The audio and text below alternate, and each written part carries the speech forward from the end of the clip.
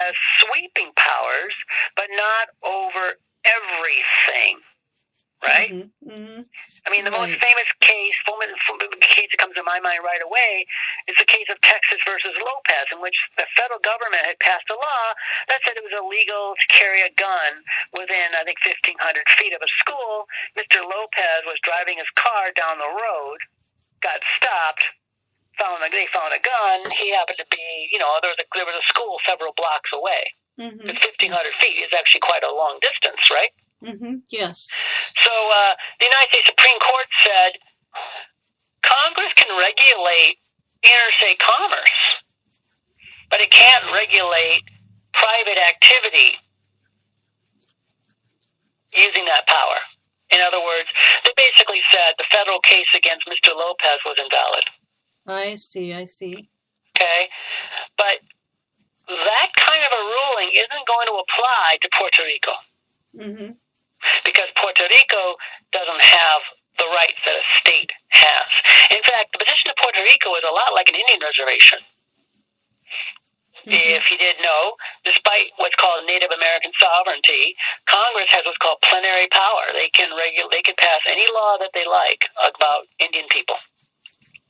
I see. Oh, yes. Although of course there you might have the issue about Indian people having, obviously the United States Constitution would have some effect here because Puerto Rican people are U.S. citizens, just like Native Americans living on the Indian reservations are U.S. citizens, and so U.S. Constitution would apply. Obviously, the Fifth Amendment's going to apply, that sort of thing, right? In other words, Constitution says you can't quarter soldiers in someone's house without their right? That's the Third Amendment. It's I just bring that up because it's the only amendment in the United States Constitution that's never been challenged in court. Right. It's never happened. But anyways, Congress cannot just say Native American people, Indian, we can just put army soldiers in your house and you can just have to get out. Or Puerto Rico, they can't do that because the Constitution would apply. Right. But what I'm trying to say is, our government is a government of limited power. Our federal government is a government of limited power. States have police power. They are allowed to regulate anything that is not specifically reserved for federal government. But the federal government is not supposed to be able to just govern anything under the sun. Right. Now, I saw something recently that this reminds me of, and that is that there were some guys in a boat on indigenous waters, and they were drunk and they were, behaving in a really crude way in front of her children. She and her children were down on a beach that belonged, it was Native American territory, and so she asked the guys to settle down or leave, and they didn't. They got ruder and cruder, and so this lady called, I guess she called the indigenous security, or, I'm not sure which one. Tribal police, probably. Yeah. But our police really took their time getting there, and I'm wondering if this is a racist thing, if we take our time getting there because we don't like them because they're not Caucasian, and because we know we can take advantage because they're on a reservation. Oh, I don't know if I would have to know more facts about that. I mean, but we want to talk about is that maybe we should move on because obviously, we talked enough about Puerto Rico. Briefly, the other question maybe is interesting is how did we ever get Puerto Rico? You might be wondering about that. Right. How did we got Puerto Rico? Meaning, I should say we, the United States of America, because I don't own Puerto Rico. The United States of America took possession of Puerto Rico as a result of the war against Spain in 1898. The Pacific territories the USA conquered during that war were Cuba, Puerto Rico, Philippines, and Guam. And isn't California in there too? No, we're talking the 1898 war. Oh, okay.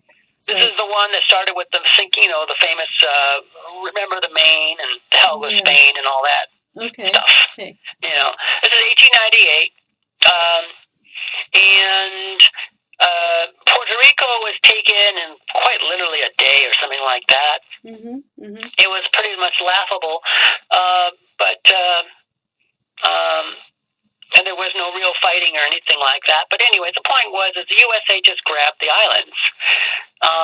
They were Spanish territory one day, they were American territory the next. And then the treaty that settled the 1898 war gave those islands formally to the United States of America. The United States of America at one time even tried to rename the islands.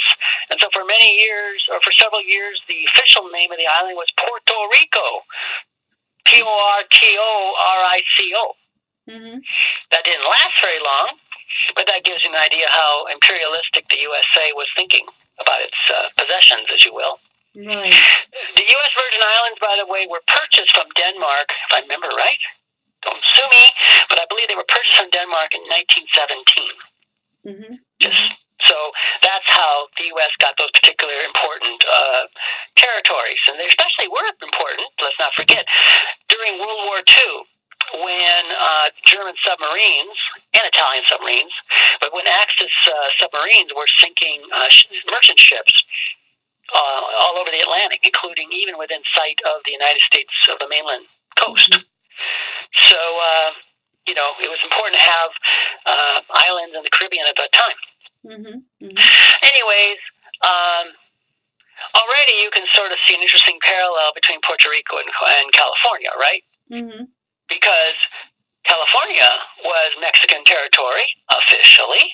Yes. And then suddenly, one day, it became American territory. That's what I was remembering. Yeah, which is one reason why Marcus and I are running, because we want to remind people a lot more about California history that people have kind of forgotten. Yeah. Not that I say forgotten, because they never knew it. We're going to remind them about what really happened. So, anyways, but here we are. We're talking about Puerto Rico becoming a state and not allowed to become a state. And because for whatever reason, the only possible reason, one is, of course, politics. I talked about how Hawaii and Alaska were allowed to become states at the same time because, of course, Alaska was reliably Republican and Hawaii was reliably Democratic. Although back in 1959, it was actually kind of a mixed state, but today it's a very, very democratic state. Meaning, you know, well, my favorite story is the last I heard in the state Senate, there are, I think, 29 seats in the Hawaii State Senate, and there is exactly one Republican in it. His name is Sam Slom. Sam Slom. He is literally on every single committee. It's the only minority member of that committee. That is what you call, you know, total Democratic Party domination. Right. You know, literally, yeah. There's all these votes, and they're conducted in the Hawaii State Senate. They go 29 to 1 or 28 to 1 because he's the only one there. The House is a little bit more fair, a little bit more, I say fair, it's a little bit more evenly divided than that. There's several House Republicans, but there's only one Senate Republican. And maybe that's changed. That was what it was when I was there. So, anyways, here we are, you know. You know, Puerto Rico is just one example of states. I think another one we might talk about is Guam and the Northern Marianas. Those people who aren't aware, the fact is there only are in the Marianas Island chain, which is pretty close to Japan. Actually, it's a lot closer to Japan than it is to the United States, that's for sure. The Marianas are actually one island chain, right? The Northern Marianas are a U.S. trust territory, I believe. That includes Saipan and Tinian and Rota, which are the most important islands in the Northern Marianas. Guam is the most southernmost island in that chain. But because Guam was acquired in 1898, the war with Spain, but the Northern Marianas were acquired from Japan 1944, Mm-hmm. they're not considered the same island. They're not under the same rules. Mm-hmm. Why not? Because, as I said, because of the law, because of federal law. Congress decided that Guam would be different than the Northern Marianas. You think that's also because the people there are mostly not Caucasian? Well, let's put it this way. If they're denied statehood, they're denied the right to represent themselves in Congress and present their views. Typically, by the way, these territories have a delegate, is what happens. But that person is just literally like an ambassador. They don't have any voice. They don't have a vote. They don't sit on any committees. They are not. They just are there. They have an office, I guess, and they can present their views. This is a situation that Hawaii was in for decades, where they had a delegate, and that delegate presented the views of the people of Hawaii. In fact, it used to be probably the most important office you could hold in Hawaii, because you got to go to Washington, you got to go in, but still, all you could really do is persuade. Right. You had no power. None. So, not even a single vote. So do you think in your vision of independence, do you add them into that vision of, being with the rest of us, being maybe with Puerto Rico and California and maybe even Florida? I know you said something about seeing us all getting together and, joining up together and becoming independent together. Right. I mean, we can start. Let's first talk about some of the states that actually have independence movements of some significance, right? Obviously, Hawaii has one, which is, of course, heavily colored. I don't mean that ironically, but it's heavily colored by feelings about the old kingdom of Hawaii. But there is a significant Hawaii nationalist movement.